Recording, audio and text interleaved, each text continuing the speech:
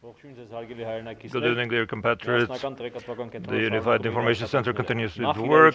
First, about the frontline situation. Today, in the morning, the Azeri armed forces continued their offensive activities along different vectors of the front line. Apart from the armed combat along the front line, throughout the day there was rocket shelling of various populated settlements in Artsakh, city of Martakert with its villages, and the city of Berdzor with its neighboring villages. 3 shells fell on the territory of Berdzor. Through the day, especially hot, crossfire was in the south of the center, in Sheher, Jivanik and neighboring villages. There were subversive intrusion activities by Azeri gangs and subversive groups, and there was work to neutralize them. Along these dimensions, there's clear success we have scored. In particular, almost completely Sheher was purged with the woods surrounding it. And in the woods surrounding some other settlements, the neutralization work carries on as we speak. At the same time, in the southern direction, throughout almost all of the day, the Azeri armed forces units attempted to attack the direction of Vorotan. Several such attempts have failed, after which, sustaining major losses, they were thrown back. Some units have been dismantled, they've lost their armored vehicles, and they fled, attempting to find refuge in the neighboring woods and gorges. South of Berdzor, specifically in the dimension along the Hakkari River bed towards north, upstream, they were pushed further back south under defense of our armed forces. The general tension is preserved. The main battles are in different nidai. There are no clear lines of separation. Along different roads, rivers and nidai, there are attempting offensives that are neutralized by our armed forces. This is the real situation on the ground. And I have continually mentioned, and I keep stating, our success is sustainable. The war is grave, difficult. Often there are situations when, in perception of some people, on the basis of piecemeal local data, the situation may seem to have no positive outcome, but that is not the case, notwithstanding that there are certain advancements by the enemy at certain dimensions. They get excruciating blows, whether day or night. Before we reflect on Q&A, like I see there are quite a few questions, I'll hand the floor over to resuscitation surgeon, anesthesiologist Lilit Musaelyan.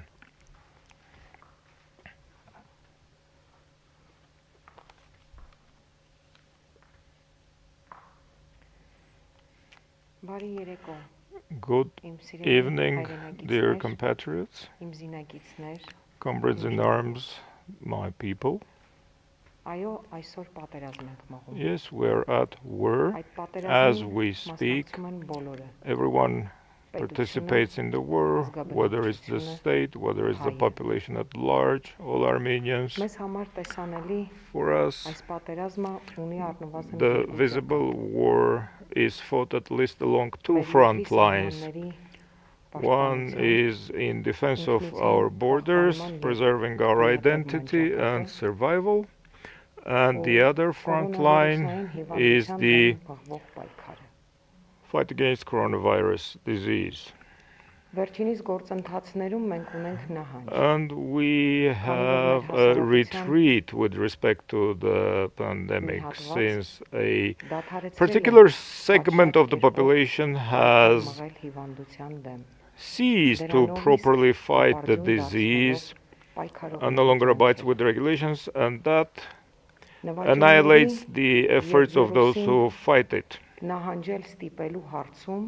In order to get the virus defeated, we all have to, in an atmosphere of mutual assistance, act in unison. I do not doubt that there will ever be anyone who will disagree that all of our potential needs to be invested in the battlefield. There is no denying that the coronavirus results not only in adding to the state's expenditure, but it also takes up valuable time of the medical professionals not to deal with those hit with arms and ammunition, but those hit with the virus. The infected are dropping out from the fight for the motherland throughout the course of their treatment, as well as thereafter while convalescing, because that takes a lot of time as well. They drop out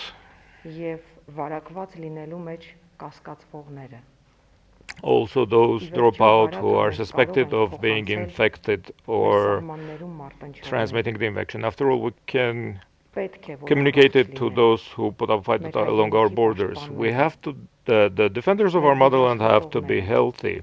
Our medical professionals, we have to be and remain healthy, because our struggle today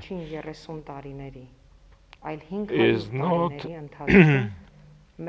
aimed at resolving the issues of the past 30 years, but those of the last 500 years. It's not incidental that the enemy has chosen the background of the pandemic, the spirit of the pandemic, in order to attack us. Their ally is the coronavirus, their ally of choice. If we defeat their ally, we will erode and undermine the enemy and make our victory closer. In defeating the pandemic, first and foremost, we have to be disciplined and then demanding of others as well. Therefore, we need to abide by the rules of life written for the period of the pandemic, for the sake of our brave soldiers, for the sake of our victory, for the sake of the eternal existence of our nation. Stay healthy. Thank you. Let's move on to the Q&A.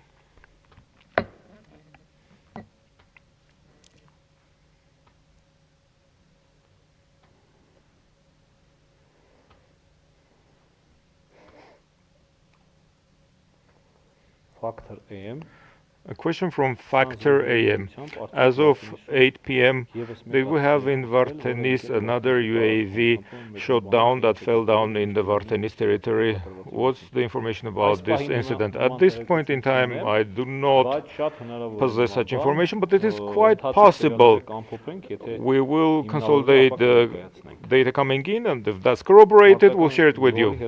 Lori TV channel, the transfer of armed units. There is an online map disseminated about these movements, which is completely misinformation. Cannot this be contested or struck down? From tomorrow onwards, we will release new map data, and I have to tell you that I'm aware of these maps. This is being done since day one of the war. This is mostly what Ukrainian bloggers are sharing, and that fails to reflect the accurate and complete information. We receive this question all the time, whether this map is an accurate representation. It's not the representation on the map or not on the map. In the perception composition of the population at large, the map implies movement of troops and lines of contact, but since the fighting is mostly in night eye, the maps fail to reflect accurately the situation, but we shall share our own map eventually. What's transpiring in Varteni? Shushan Stepanyan stated about shooting down one UAV, Radio Free Liberty. There is an air alert in Stepanakert. Yes, minutes ago we received information that there is most probably rocket shelling of Stepanakert. Several units of rockets have been released, as you have seen throughout the war. Azerbaijan, by the end of the day, different segments of the front line tries to cover up for its failures, or tries to get vengeance of the civilian population. This is already the third or fourth incidents when the against Artsakh population, mostly artillery fire, is being used. What's the difference between fighting groups of terrorists and fighting groups of well-trained military? These are tactical issues pertaining to the military science, but believe me, sometimes this difference is significant and great, sometimes it's irrelevant, depends on the situation. 24 times. What primary items are required and needed by the troops at the front line? The troops at the front line do not need anything in particular. Whatever minor needs emerged on the fly, they are addressed and resolved through the relevant services, logisticals. If anyone wants to be of help in any matter, we've already made statements to that effect. There are appropriate addresses that you have to. Mostly it's the Ministry of Emergency Situations that coordinates these efforts, and the relevant outline numbers and addresses of the MOD have already been published by us. And if we're talking about fundraising, then we have emphasized more than once, the funds have to be directed to the Pan-Armenian Fund, or All-Armenian Fund, and the fund for the insurance of the military servicemen. Try to use those two receptacles. Could one say that the density of fire has lessened along the line of contact compared to the initial days? Yes, by the end of the day, it's not the same. It's after all, the sides are sustaining losses, the armed forces are losing their capacity and potential, and it cannot compare to the major offensive of day one.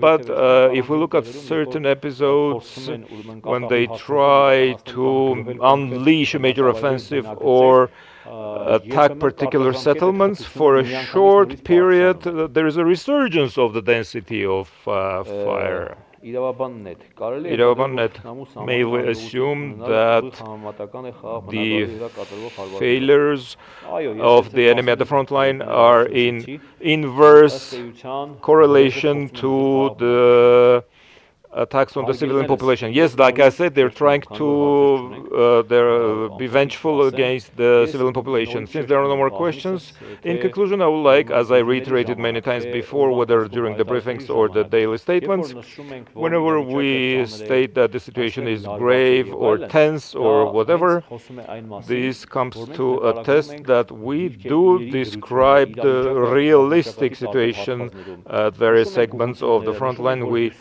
specify the vectors. We mentioned that in the south or the north there is relative calm, and the other segments it's graver. More than that, of course I understand your desire to learn more. Fortunately, as opposed to Azerbaijan, we try to work very transparently with our nation. There is no prohibition or bans on the information space in Armenia, with the exception of Azeri websites, which quite naturally, in compliance with the rules of the war, we're spreading misinformation for our public. We are absolutely free in every other respect as opposed to the Azeri society. Please appreciate that, understand that. I understand that maximalistic perceptions exist for every bridge, every village, every small rivulet to get utmost detailed information. But, dear friends, during the war it's not appropriate to come up with such demands in conditions of war. So we present the favorable situation as favorable, the grave situation as grave, but the dynamics of war is volatile. The situation fluctuates very rapidly, therefore one should not revert to absolute euphoria or the depression that some, especially over the internet, succumb to. We are sure to win. This is it.